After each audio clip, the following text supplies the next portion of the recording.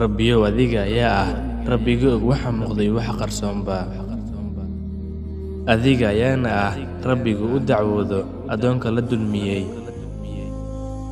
Adiga ayaana ah Rabbiga wax siiyo muslimka iyo gaalkaba.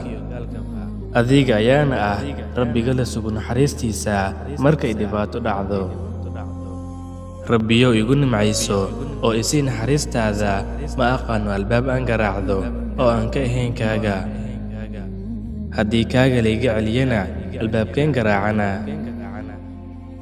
Rabbiyow haddii aan ku caasiyo, kuma aan caasinin inkiraad aan inkirsanahay awooddaada, ama xaqiraad aan xaqirayo ciqaabkaaga. Rabbiyow, adiga ayaa suuratu Zumar ku dhahay, ha ka quusanina naxariistayda. Sideen u quusanaynaa annagoo leh Rabbi ay magacyadiisu ka mid yihiin naxariis badane iyo cafis badane.